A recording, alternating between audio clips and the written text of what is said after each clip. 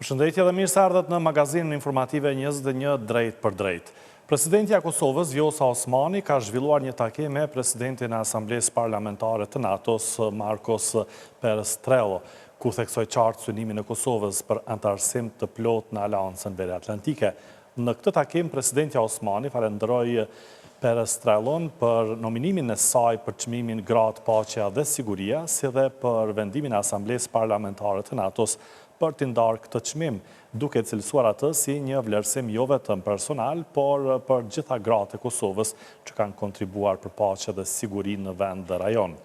Diskutuan për rolin në rritje të Kosovës në Asamblenë Parlamentare të NATO-s, pas vendimit për avancimin e statusit ton në anëtarë të asociuar, një hap i rëndësishëm përpara në rrugtimin ton Euroatlantik, ka thënë Osmani. Gjatë takimit u diskutua edhe për rolin në rritje të Kosovës në Asamblenë Parlamentare të NATO-s, veçanërisht pas vendimit pra të fundit për avancimin e statusit Kosovës në anëtarë të asociuar. Presidenti cilësoi këtë hap si tetë domethënës për konsolidimin e pozitës ndërkombëtare të vendit dhe për shpejtimin e integrimeve euroatlantike. Presidentja e Komisionit Evropian Ursula von der Leyen nesër do të vizitojë Kosovën, me çrast do të takohet me presidentën Vjosa Osmani si dhe me kryeministrin në detyrë Kurti. Vizita e saj nga njohës të çështjeve politike dhe të integrimit evropian po shihet si e rëndomt pa ndonjë risi në raport me Kosovën në pritje të ndonjë përgjigje përfundimtare sa i përket masave ndëshkuese ndaj vendit. Në kuadër të turneut e saj ballkanik, presidentja Komisionit Evropian Ursula von der Leyen të mërkurën fillimisht qëndron në Beograd e më pas në Kosovë, ku do të zhvillojë takime me presidentën Osmani si dhe kryeministrin në detyrë Kurti. Vizita e shefës së bllokut evropian në vendin ton është planifikuar si pjesë e një vizite në Ballkanin Perëndimor për të nënvizuar mbështetjen e Unionit për rrugën e rajonit drejt antarësimit në BE dhe antarësimit gradual në tregun e përbashkët të BE-s, si dhe për të diskutuar planin e rritjes për Ballkanin Perëndimor. Ish diplomatja Alma Lama vizitën e von der Leyenit në Kosovë e cilëson si të zakonshme, pa ndonjë risi sa i përket raporteve me vendin ton, teksa pret që në fokus të vizitës të jetë edhe çështja e masave ndëshkuese. Mendoj se është një nga vizitat e saj rutinore si shef e Komisionit Evropian, sigurisht me mesazhet për integrimin evropian dhe agjendën, pra perspektiven e BE-s. Me sa di unë është një vizitë përpara publikimit të raporteve të Komisionit Evropian që zakonisht bëhet në tetor, por është hyrë për muajin nëntor, dhe nuk është se ka ndonjë risi për sa i përket raporteve me Kosovën. Do të shohim tani se çfarë impakti do të ketë zhvillimi i zgjedhjeve dhe pjesëmarrja e komunitetit serb në veri të Kosovës, pasi do të kemi parasysh që ka qenë një nga kushtet për sankcionimin e Kosovës nga ana e Bashkimit Evropian. Masat e BE-s për Kosovën janë ende në fuqi dhe besoj që përfaqësuesit e Kosovës do të kërkojnë që tani të largohen ato masa, megjithëse duhet plotësohen edhe kushte të tjera. Takimet e paralajmëruara me Osmanin dhe Kurtin ende nuk dihet se në çfarë dhe vend do të mbahen, marrë parasysh se BE-ja javë më parë kishte pezulluar takimet me kryeministrin në detyrë në kryeministri deri në ardhjen e një qeverie me mandat të plotë. Drejtori i Institutit për Leadership Civil, politologu Arjan Zejnaj, pret që von der Leyen gjatë qëndrimit në Kosovë, ndër të tjera të jap një përgjigje përfundimtare sa i përket masave ndëshkuese ndaj Kosovës. Fillimisht të shohim se ku po ndodh, ku po zhvillohet takimi dhe kjo do ta rikapitulojë qëndrimin e Bashkimit Evropian, kanë shi institucionet detyrë të cilat patën shpreh nëpërmjet një letre që nuk do të vazhdojnë të takohen më në institucionet e Republikës Kosovës derisa nuk kemi institucione të reja. E para e dyta, besoj që do duhej praktikisht në jepte një përgjigje si përfaqësuesja më e lartë e Bashkimit Evropian, çka do të ndodhë me masat pas kësaj vizite, nëse do të hiqen vërtet apo do të kemi vazhdimsi të lojrave, të fjalëve në reciproke edhe nga Kosova, se janë në mënyrë jo meritore këto masa, gjë që e dim të gjithë, edhe nga Bashkimi Evropian, të cilët parimisht kanë thënë se do të fillojmë të heqim, por në fakt nuk ka ndodhur një gjë e tillë. Dhe rrjedhimisht unë besoj që është një mesazh që Kosova edhe Serbia duhet të vazhdojnë të ruajnë një stabilitet në rajonin e Ballkanit Perëndimor, Dhe rrjedhimisht edhe do të jetë një mesazh edhe për listën serbe, ndoshta që të jetë më e kujdesshme në çështjen e tyre në vazhdimsi për karshi institucionet të Kosovës. Ciklin e vizitave në Ballkanin Perëndimor, shefja Komisionit Evropian Ursula von der Leyen e ka nisur një ditë më parë në Tiranë për të vazhduar më pas në Maltëzi e Bosnjë e Hercegovinë. Vizita e saj në Ballkan përfundon në Maqedoninë e Veriut. Kryeministri në detyrë i Kosovës Albin Kurti tha se ende nuk i ka nisur diskutimet me partitë të tjera lidhur me formimin e qeverisë së re të Kosovës. Më 10 tetor, kryetari vetëvendosis Albin Kurti është mandatuar nga presidentja e Kosovës Vjosa Osmani për formimin e ekzekutivit të ri. Për shumë punë këtë ditë, analiza e rezultateve nga qendrat, na duhet ta shohim kontributet që kanë pasur fushatat në për komuna me rezultatin që kemi arritur, në mënyrë që sa më shpejt të fillojmë me fushatën për balotazhe. Andaj dje dhe sot nuk kam arritur ende që të zhvilloj ato komunikimet, por po e bëjmë një plan edhe për këtë gjë, i kemi më shumë se 10 ditë. E deputetja Gjevahire Izmaku konfirmoi për Radio Televizion 21 se nisma Socialdemokrate është e hapur të bisedojë me kryeministrin në detyrë Albin Kurti për formimin e qeverisë nëse i ofrohet mundësia. Deputetja Izmaku është e bindur se kontributi nismës do të ishte që Limaj të jetë kryetari i kuvendit. Kurti ka paralajmëruar takime me përfaqësues partive politike për formimin e qeverisë. Nisma është e gatshëm për këto takime apo vazhdon të jetë në pozicionin e njëjtë që kërkon kryeparlamentarin? Realisht na kemi marrë informacionin përmes mediave, domethënë si që keni marrë jo deklaratën e kryeministit tyr dhe nisma e konsideron si të mirëqenë faktin që ka një përgjegjësish politike dhe në çdo rrethon ka më qenë në tavolinë për me vazhdu bisedimit për një zgjidhje politike. Pra në kontekstin e deklaratave të liderit Limaj, po ashtu si deputete, mund të them që presim që të fillon një rrethon të jetë një rrethon e re politike dhe të jetë një vendimarrje e re politike. Në raport edhe me krijimin e institucioneve dhe themelimin e konstituimit e kuvendit. Po ju keni pa që edhe për kuvendin ne kemi pas deklarime, edhe kemi pas një vot kundër realisht për faktin që kemi menduar që me skandalin që ndodhi me punimin shkencor të zotit Basha, nuk është personi i dur që të udhëheq kuvendin. Mirë po ka mundësi që të bëhen zgjidhje tjera, pra të jep dorëheqje dhe të ofrohet një alternativë më e mirë për udhëheqje të institucionit më të lartë të ligjvënës. Por do të thotë jeni të gatshëm si nisma për takim me Kurtin, fillimisht nëse do të keni ftesë. Gjithmonë edhe nuk ka të bëjë me emër të përveç zotit Kurti, mirë po në raport me të mirën e vendit edhe për zgjidhjen e problemit, nisma do të ishte me secilin kryeministër të vendit në tavolinë. Pra, tavolina është ajo që duhet të zgjidhë problemin politike, edhe në këto rrethana ne besojmë plotësisht që duhet me pas një zgjidhje. Mendojmë që duhet me shfrytzuar çdo mundësi, pra mos me leju me çu miliona euro në vend edhe një herë në një proces zgjedhor, sepse sapo e kalum një proces zgjedhor, po presim me konstituu pra nivelin lokal me leadership të ri. Edhe kishte qenë shumë e mirë nëse arrihet kjo. Pa marrë parasysh a do të jetë nisma ose nuk do të jetë. Pra kushdo që si subjekt politik do të ndihmojë në krijimin e institucioneve është shumë e mirëseardhur për nismën. Por edhe në rrethana tjera, kur nismës do t'i ofrohet, sigurisht na kena mund tavolinë me i pa mundësi se çka mundu me kontribu. Na mendojmë që kontributi jonë kishte qenë më i miri, domethënë në pozicionin e kryetarit të kuvendit dhe besojmë që kjo ish dashur me ndodhur për shkak që vendi ka nevojë dhe institucionet ligjvënëse kanë nevojë me pas një personalitet me kredibilitet lartë, që është do t'i Limaj. Por edhe në rrethana tjera prap kemi ul me ndëgju edhe ofertat e reja dhe mundësitë e reja të vendit. Edhe në moment nëse zgjidh një partner tjetër, nisma kish me ndihmu me konstituu pra institucionet e vendit. I bie që të jap dorëheqje kryeparlamentari Basha në një rast kur pajtohen partitë politike? Ishte qenë shumë e mirëseardhur, po besoj ndoshta më pak tash si një lloj ndjesie, kërkim falje me çujt me një veprim konkret, pra nuk ka m'fal sepse ka kriju një përçamje dhe një huti deklaratat edhe mënyra se çysh është vepruar në raport me vlerat e luftës shërimtare me të vërtetë kanë qenë shumë të rënda. Tu e di që jena në prag një vendimi edhe po presim pra kena protestën në Shqipëri me 17-ën për çështjen e liderëve në hap që gjinde liderët e UÇK-s, atëherë po mendoj që më pak ta kishte ndodhur kjo, edhe kishun vazhdu sepse prapa ai do të mbetet deputet, pra nuk është që është fundi i botës edhe nuk duhet në këto rrethana me mendu për gjëra personale. Mirë po, Kishte qenë mirë me kthy kuvendi me kthy kredibilitetin edhe dinitetin, me pas në krye një figurë që nuk ka të tilla skandale, së paku. Si që është zoti Limaj, mendon ju? Unë mendoj që as nuk vjen shprehje me krahasu, pra është një paralele e gabuar nëse I kishim qit një pa, sepse është shumë larg figura e zotit Limaj, nuk vjen shprehje me krahasu.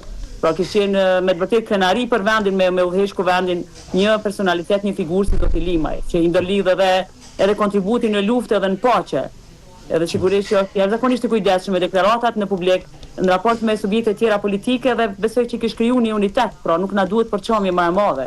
Është një përçamje jashtëzakonshme në skenë politike dhe besoj që kishte qenë figura që e ofron këto edhe në mënyrë institucionale, pra sepse ai e bën si lider, kudo që është. Por në pozicionin e udhëheqësit të kuvendit është një çështje që po mendoj që I shkon shumë e rëndësishme në këto rrethana, me afrues skenën politike, sepse edhe ashtu jemi shumë larg. E ka shumë probleme Kosova më të mëdha se me marr egon personale të leadershipit. Ish dosh me ra pak egoja në raport me të mirën edhe interesin e vendit. Besim edhe më tej në këtë temë, a do të formohet qeveria Kurti 3, një qeveri nga partit ish opozitare, apo vendi do të shkojë në zgjedhje të jashtëzakonshme. Në këtë temë, pra, por edhe për vizitën e nesërme të presidentës së Komisionit Evropian Ursula von der Leyen në Kosovë, flasim me njohësin e marrëdhënieve ndërkombëtare së Bytyçi. Përshëndetje, zoti Bytyçi. Përshëndetje. Pra, pas shumë blokadash në kuvend, më në fund është konstruar ligjvënsi dhe se tashmë presidentja Osmani ka mandatuar Kurtin për ta formuar qeverinë e re. Mendoni se vetëvendosje do t'i bëj numrat e nevojshëm për të formuar qeverinë Kurti 3, cilat janë parashikimet tuaja?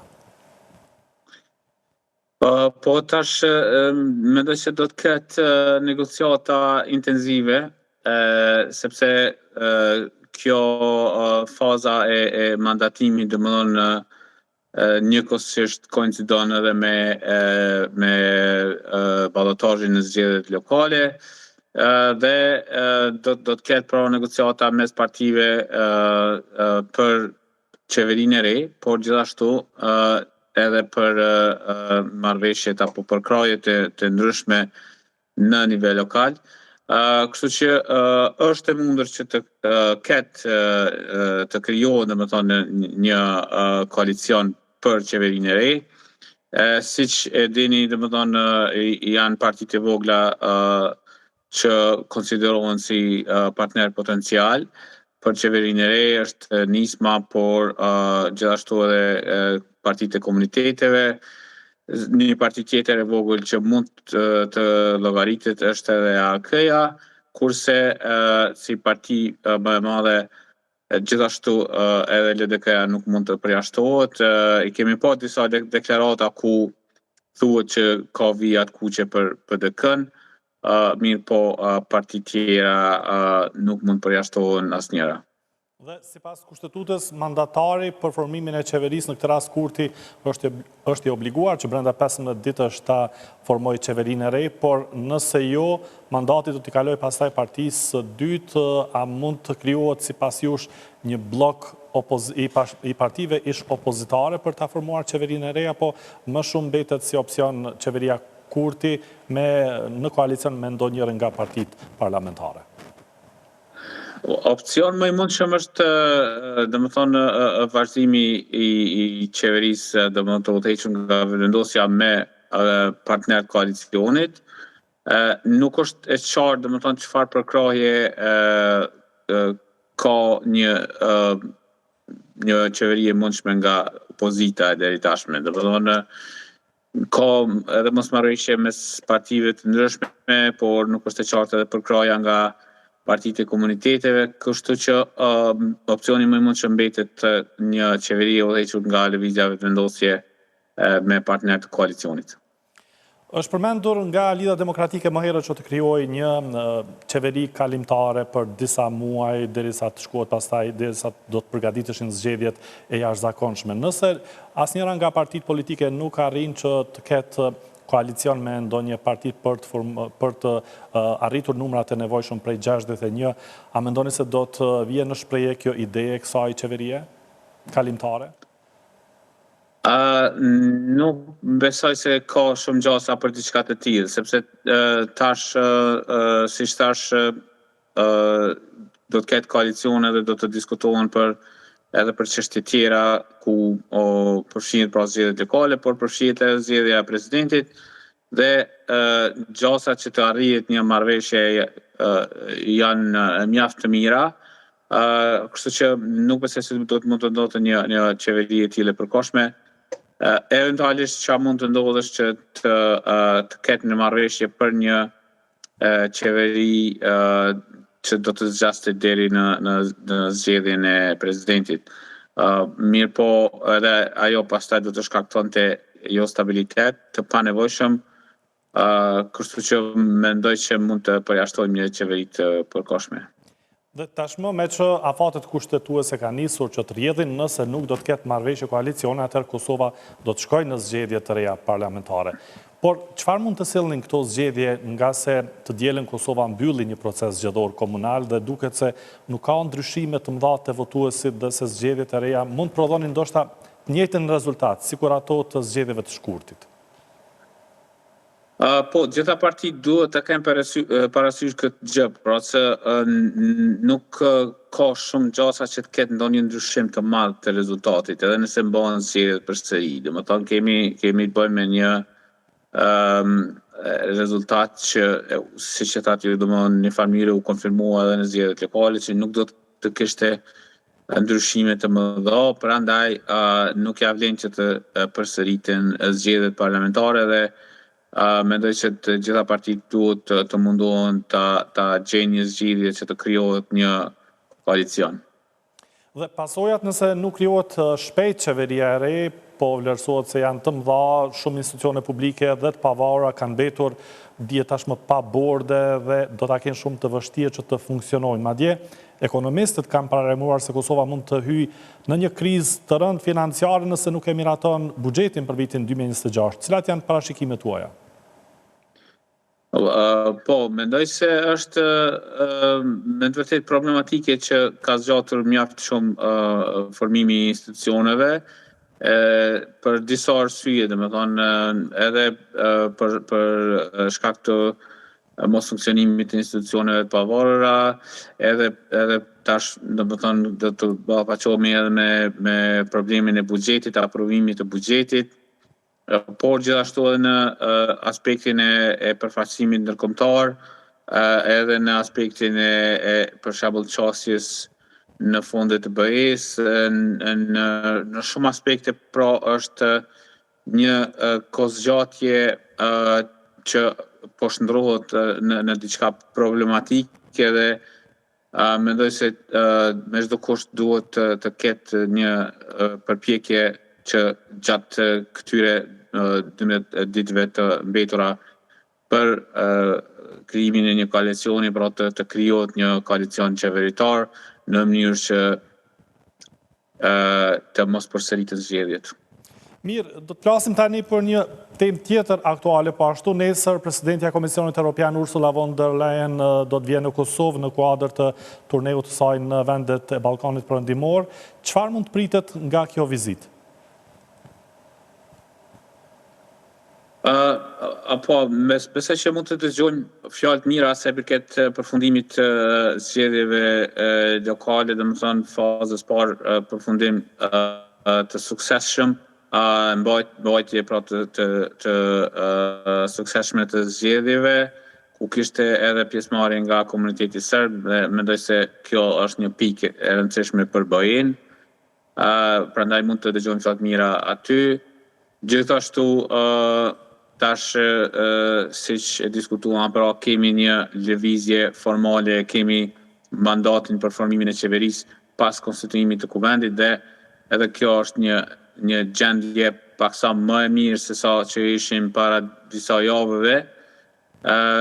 Kështu që mund të presim edhe thirrje që sa më shpejt të formohet qeveria në mënyrë që të ketë me të vërtetë një partner fuqiplot në Kosovë dhe edhe të mundsohet edhe çësia në fondet e BE-s. Mendoj se edhe gjatë vizitës kaluar zonja von der Leyen kishte folur për fondit të BE-s dhe tash, domethënë konkretisht besoj që do të ketë thirrje që sa më shpejt të formohet edhe qeveria. Dhe për të pasur qasje në këto fondet BE-s, një punë duhet ta kryen deputetët e zgjedhur përmes miratimit të atyre marrëveshjeve ndërkombëtare që i kanë bllokuar këto fonde, por Kosova vazhdon të mbetet ende e ndëshkuar nga Bashkimi Evropian për shkak të masave të cilat janë vendosur për shkak të atyre tensioneve që i dim që kanë ndodhur në veri të Kosovës. Tashmë pritet që kryetarët në veri të Kosovës, në komunat e veriut të Kosovës, të rikthehen nga lista serbe pasi që kanë fituar që në rundin e parë. A do thotë kjo se Bashkimi Evropian përfundimisht do të marrë vendim së shpejti për të larguar këto masa?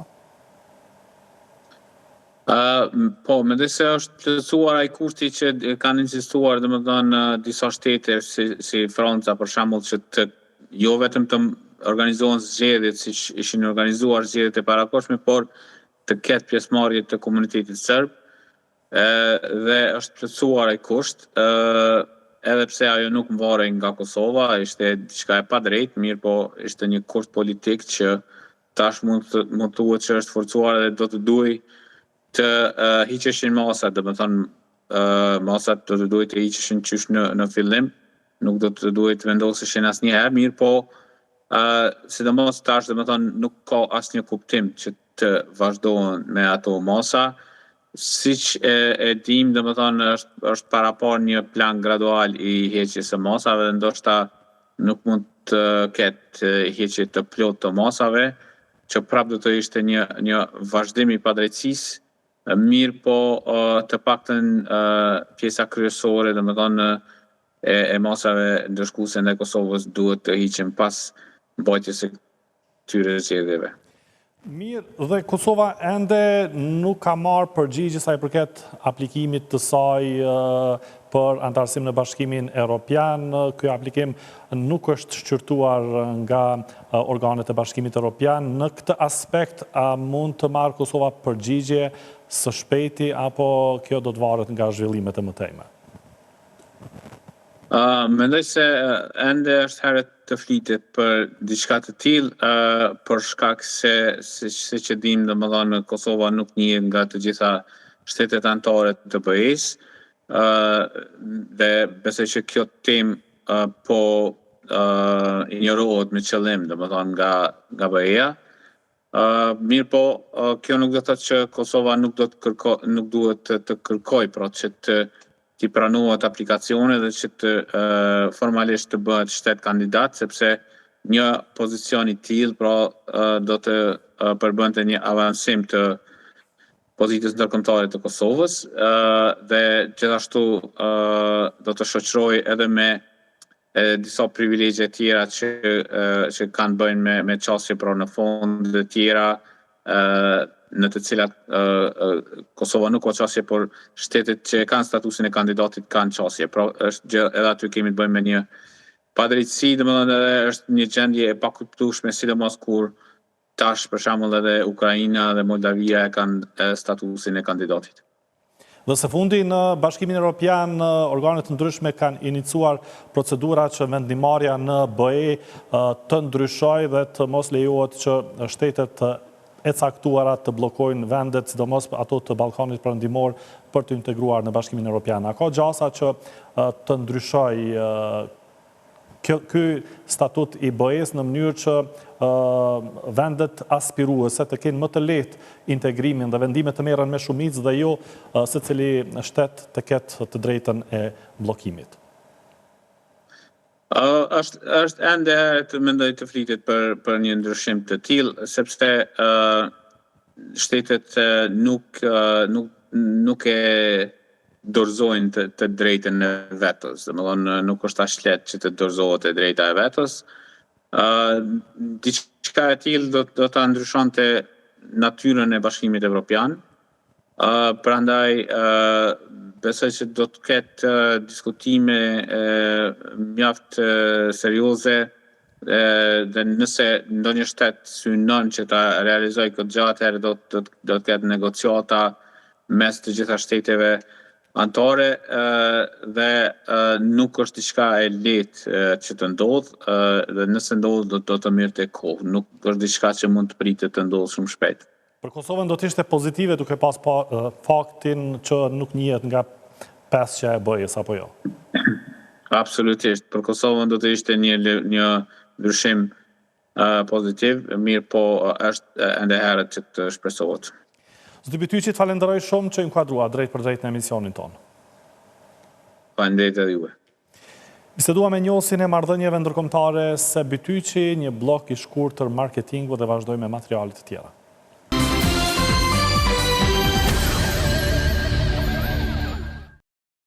Komisioni Qendror i Zgjedhjeve ka njoftuar se në Prishtinë, Podujev dhe Klokot nuk ka nisur procesi numërimit dhe verifikimit të votave të zgjedhjeve komunale për shkak të telasheve me internetin. KQZ tha se në komunat e tjera ky proces ka vazhduar pa ndërprerje. Ndërkohë, një numër komunash në Kosovë po presin numërimin e votave të diasporës, të cilat vlerësohet se janë vendimtare nëse komuna do të shkojnë në balotazh apo jo. 2 ditë pas përfundimit të procesit të votimit për zgjedhjet komunale të 12 tetorit, aktualisht është duke vazhduar numërimi dhe rinumërimi për votat e kandidatëve për asamble komunale. Në shumicën e komunave ky proces është duke shkuar me rregull. Megjithatë, në komunën e Prishtinës, sot më 14 tetor, ky proces nuk ka nisur fare, me që ka telashe me rrjetin e dobët të internetit. Ekipet të KQZ-s u tha se janë duke punuar që ta sanojnë sa më shpejt këtë problem. Përveç Prishtinës, telashe me internetin pati edhe në komunën e Klokotit dhe atë të Podujevës, dhe rrjedhimisht nuk është zhvilluar procesi numërimit dhe verifikimit të votave. Në disa qendra komunale të numërimit si në Prishtinë, Podujev dhe Klokot, ky proces nuk është duke u zhvilluar aktualisht për shkak të rrjetit të dobët të internetit, i cili po pamundson transmetimin e pamjeve në televizorët apo ekranet për vëzhguesit. Në këto ekrane duhet të shfaqen pamjet nga kamerat e vendosura në tavolinën e numërimit, ku prezantohen vletvotimet për tu parë nga të gjithë. Ekipet e Komisionit Qendror të Zgjedhjeve janë duke punuar që ky proces të fillojë sa më shpejt edhe në këto qendra komunale numërimi dhe për këtë Komisioni Qendror i Zgjedhjeve do të njoftojë me kohë. Ndërkohë, KQZ-ja konfirmoi se në komunën e Hanit të Elezit, ky proces tashmë ka përfunduar. Kësaj, pas përfundimit të procesit të numërimit të votave për kandidatët për asamble komunale dhe verifikimit të rezultateve nga zgjedhjet për kryetar komunash, do të nisë numërimi i votave të diasporës, votave me kusht dhe numërimi i votave të personave me nevoja të veçanta, gjithsej 38.844 vota. Kur bëhet fjalë për votat me kusht në nivel vendi, bëhet e ditur se mbi 33.000 sosh mund të jenë vendimtare për së paku 2 komuna. Votat e diasporës pritet të jenë vendimtare në Gjilan, ku kandidati i lëvizjes vetëvendosje për kryetar Alban Hyseni aktualisht ka marrë 49.79% të votave, afër pragut për ta fituar garën pa ballotazh. Edhe në komunën e Hanit të Elezit, ku dallimi mes kandidatit të PDK-s Mehmet Ballazhi dhe kandidatit të pavarur Refki Suma është vetëm 91 vota. Ndërkaq, në disa komuna të tjera përfshirë Mitrovicën, ku aktualisht dallimi mes kandidatit të PDK-s Arjan Tahiri dhe atij të lëvizjes vetëvendosje Faton Peci është vetëm 28 vota. Diaspora pritet ta ndryshojë vetëm renditjen e kandidatëve në rundin e parë, me që numri i votave nga jashtë në komunat e tjera nuk arrin që të përmbush numrin e nevojshëm prej 50% plus 1 vot, siç nevojitet për garën komunale.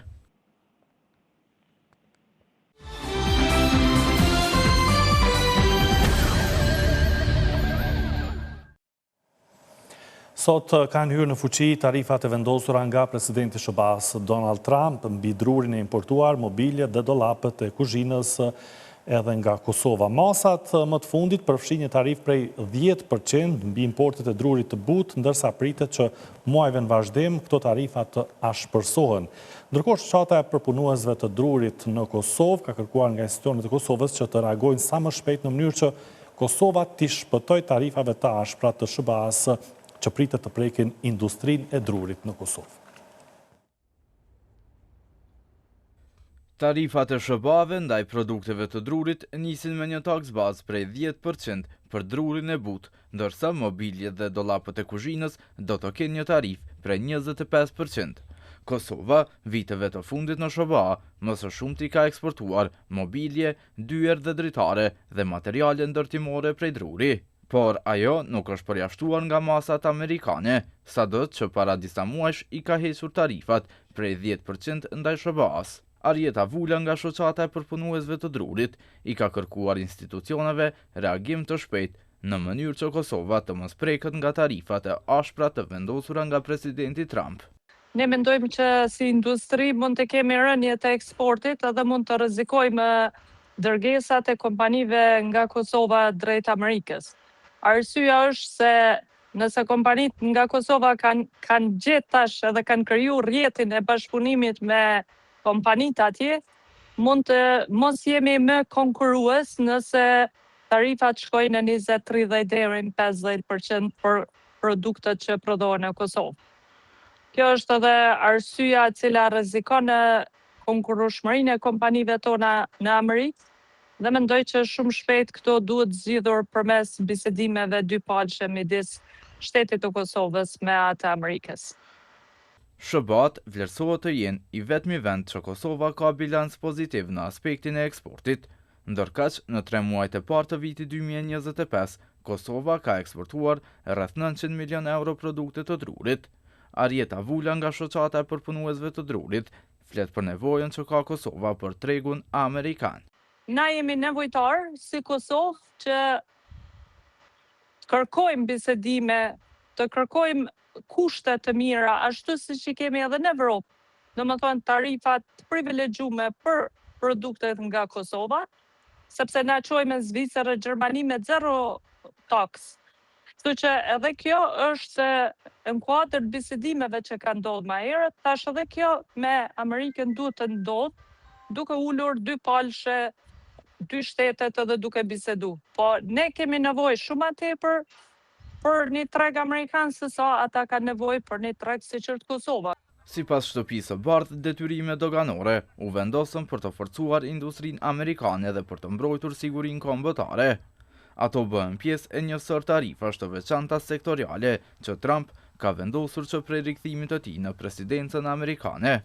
SBA në muajin prill kishte vendosur tarifa për shtetet e huaja që eksportojnë produkte në SBA.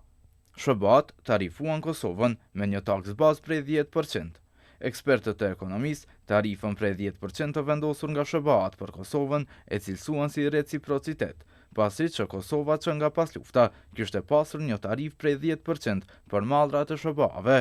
Në muajin gusht, institucionet në Kosovë vendosën që të heqin një anshëm tarifën prej 10% ndaj mallrave të SBA-ve, veprim ky i cili u cilësua si i vënshëm. Kështu nga tani e tutje të gjitha produktet me origjinë nga SBA-t do të kenë tarif 0%.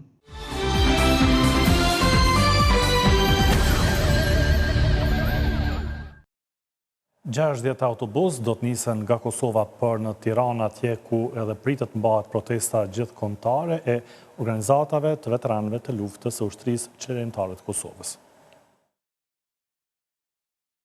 Protesta që do të bëjë thirrje për drejtësi ndaj ish-krerëve të UÇK-s që po mbahen në Hag, ka marrë mbështetjen e madhe të qytetarëve, por edhe të institucioneve të Shqipërisë. Kështu ka treguar kryetari OVL UÇK-s Hysni Gucati në konferencën për media. Ne kemi gjetur mbështetje shumë të madhe nga qytetarët e Shqipërisë, nga institucionet e shtetit shqiptar, por vetëm nga qeveria.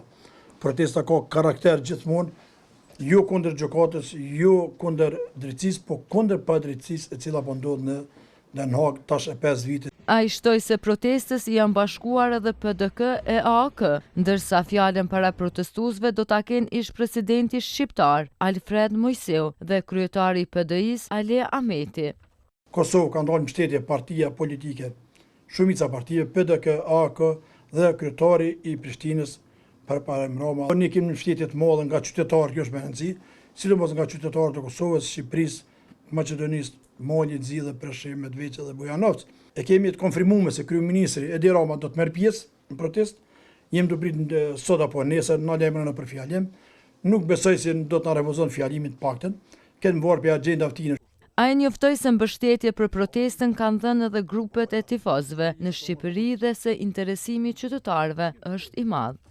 Na ka dhënë mbështetje edhe tifozët QQZ në Shqipëri, na kanë dalë mbështetje, sot kanë dalë ata mbështetje tonë për krajet e protestës, kështu që ne jemi do të thotë në vijë shumë të mirë, një drejtim shumë të mirë të organizimit të kësaj proteste. Mendoj që numri i qytetarëve është bukur i madh, që vetëm nga Kosova deri më sot i kemi mbi 60 autobusa që janë të konfirmuar. Gucati theksoi se protesta ka karakter kombëtar dhe do të mbahet në vendin ku formua UÇK-ja. Protesta ka karakter kombëtar. Ushtria që ndora Kosovës ka gjenezë mund në Tiranë. Ato është formu vitet 90-ta. Dhe ne ato përkish po shkojmë kush formu ushtria që ndora Kosovës, ti tregojmë gjykatës speciale se ushtria që ndora Kosovës rrjedh nga populli dhe ne jemi të popullit. Pa mbështetjen e qytetarëve shqiptar, ne sot nuk kishim mujt punojmë, veprojmë apo të bëjmë luftën që njerë për gjithmonë t'i thujmë stop hardhive qetnike serbe dhe të largohen nga Kosovë. Protesta do të mbahet më 17 tetor 2025 në orën 17 në sheshin Skënderbej.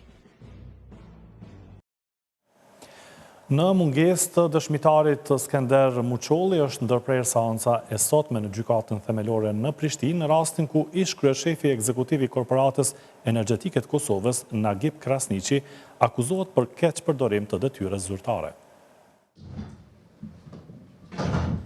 Më 3 korrik 2025, Nagib Krasniqi është deklaruar i pafajshëm lidhur me akuzat për keqpërdorim të detyrës zyrtare në nisje të gjykimit për aktakuzën e parë ndaj tij.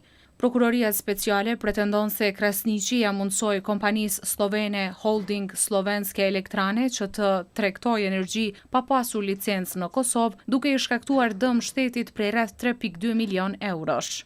Kryetari i trupit gjykues, Arben Hoti, tha se dëshmitari Skënder Muçolli e ka njoftuar gjykatën themelore në Prishtinë se nuk mund të paraqitet për shkaqe shëndetësore. Ka dërguar një email sqarues në lidhje me mosparaqitjen e tij, mirë po mungesë deri në momentin në që është shkruar në dokumentacion i sot. Kjo i mirë përmbon se një është se njëti është sërinë, po në si të pashtë të nësëmë në shqiptimin Po është gjykata për konfirmimin e kësaj atomi ka telefonuar dëshmitarin të njëjtën gjë ka prokurorin dhe të njëjtën telefonin. Konstatoj se nuk janë plotësuar parapushet të fillimit të shkrimit gjyqësor. Gjykata merr vendim shkrimin gjyqësor shkryhet. Ndërsa dëshmitarin Skënder Muçolli do të vendoset më vonë, varësisht nëse njëti arsyeton mungesë për një dokumentacion gjyqësor. Në të kundërtën, detyrimet e shkruajtës për sjelljen e detyrimit përmes policisë së Kosovës.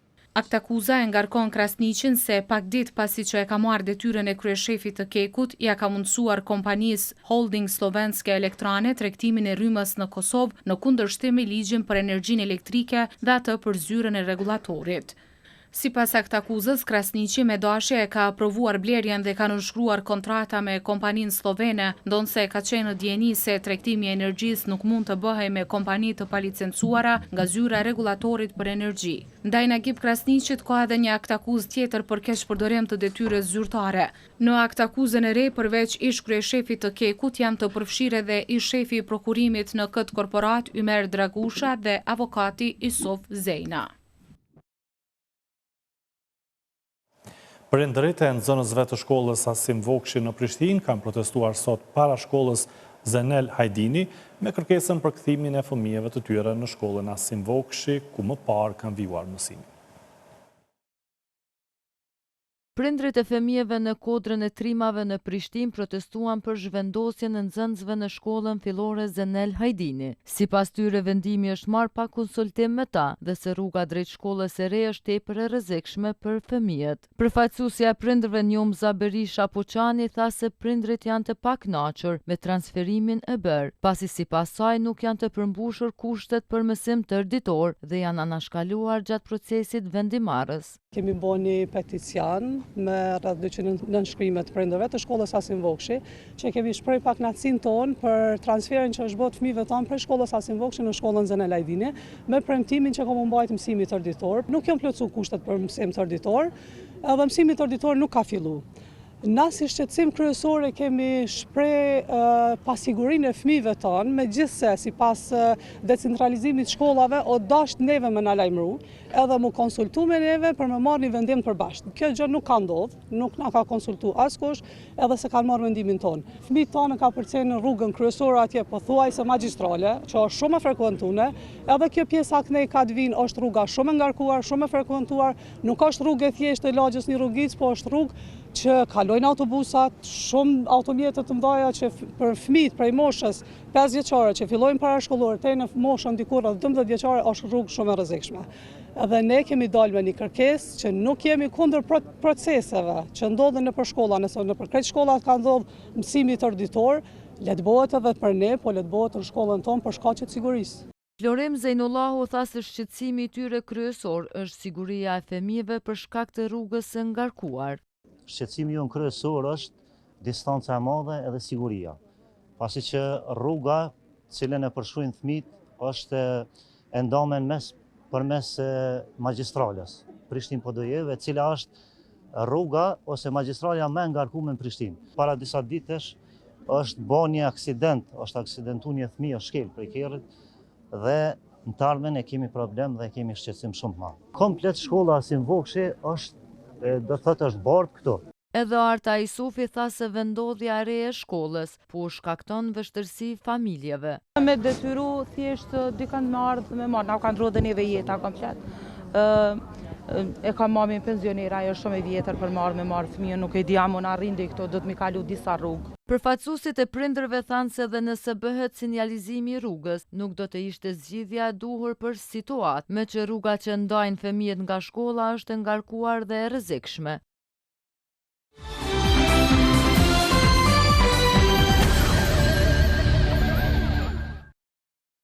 Dita ndërkombëtare e gruas rurale ishte shkas që 45 agrobizneset të udhëhequra nga gratë të ekspozojnë produktet e tyre bujqësore në sheshin Zair Paziti në Prishtinë. Panajiri organizohet nga organizata EcoCos Women në kuadër të projektit fuqizimi grave dhe komuniteteve që jetojnë në vizet rurale të Kosovës. Panajiri organizuar në kuadër të projektit fuqizimi grave dhe komuniteteve që jetojnë në viset rurale të Kosovës, bëri bashk 45 agrobizneset të udhëhequra nga gratë. Kështu shënua edhe dita ndërkombëtare e gruas rurale. Gjëja më e mirë që ekziston për të ngritur një femën ose për të përkrahur një femën është këtu panajire që bëhen nëpër Kosovë, pa marrë parasysh shkulla për në cilën komunë se e kemi pa pagesë, është një mbështetje që bëhet shumë e mirë për gratë. Gjithmonë panajiri ka rëndësinë e vetë, e ka fjalën e vetë, e ka grumbullimin, jemi në prezent këtu në sheshin e Prishtinës. Them drejtën, kësaj here ka marrë pjesë, veç të vijë si model për disa gratë që kanë startu tani. Dita ndërkombëtare e gruas rurale ishte një nga arsyet që 45 agrobizneset të udhëhequra nga gratë po ekspozojnë produktet e tyre bujqësore në panajirin e organizuar nga EcoCos Women. Kjo organizat dhe një nga drejtuesit e saj, Daniela Qoqa, bëri thirrje për të mbështetur e frymzuar gratë rurale në Kosovë. Asnjë organizat nuk ishte ekzistu pa këto gra. Kur s'keni me kënd e realizoni, kur s'keni ku ja jepni fondet, atëherë është e kot. Pra, unë çdo herë them, po faleminderit donatorëve që i përkrahin projektet, mirë po edhe projektet nuk ishin qenë suksesshme pa këto gra tona punëtore. Përveç agrobizneseve në hapje të pranishëm ishin edhe përfaqësues të Ministrisë së Bujqësisë, Komunës së Prishtinës si dhe donator e përfaqësues të shoqatave të ndryshme që veprojnë në Kosovë, e të cilët premtuan mbështetje të projekteve edhe iniciativave për fuqizim të grave. Qeveria e Republikës Kosovës, Ministria e Bujqësisë e konsideron thelbësor rolin e grave në shoqëri, jo vetëm si parim moral dhe ekonomik, po si një bazament për zhvillim të qëndrueshëm sociokulturor, ekonomik, ambiental e gjitha tjera. Komuna e Prishtinës brenda kapacitetit të saj buxhetore gjatë gjithë kohës ka bërë përpjekje maksimale për përkrahjen e grave, sidomos të grave në zona rurale, në përmirësimin e kushteve të tyre të jetës, edhe sidomos kjo përkrahje është bërë pra në formë të grandeve, projekteve të ndryshme, por edhe në formë të pagesave direkte. Dita ndërkombëtare e grave rurale është për ju që njihni tokën më mirë se kushdo dhe që ktheni çdo sfidë në mundësi edhe ndryshim. Unë përfaqësoj UN Women që është agjencioni i Kombeve të Bashkuara në Kosovë dhe puna jonë ka të bëjë jo vetëm me mbështetjen drejt për drejt të juve, por po ashtu të ndihmojmë gjithashtu edhe institucionet. Gratë udhëheqëse të agrobizneseve pjesëmarrëse në Panajir vlerësojnë se nuk mjafton vetëm mbështetja në letra e fjalë, por në vepra. Ne të punësum s'kena asë njërë familje, asë shokun, asë sonë, asë fëmija. I kem shkollu 2 fëmijë me që to bim edhe profitabile janë, ja vlen me punu. Jo, mbështetje kena pas, nuk mundë me thonë që s'kemi pas, ama kemi nevojë akoma me në mbështet. Ma mirë këta. Paktën i sponsorizojmë, ju ndihmojmë këtyre nanave ose çka do, motrave çka do kush është. Në Panajir, ku prezentuan rreth 45 agrobiznese të udhëhequra nga gratë, qytetarët patën mundësi edhe të shijojnë produktet e ekspozuara, e të cilat ishin edhe të shijshme edhe cilësore. Këto ishin gjitha materialet përgatitura për emisionin e sotëm 21 drejt për drejt. Falenderoj që ishit me ne, miru pafshim.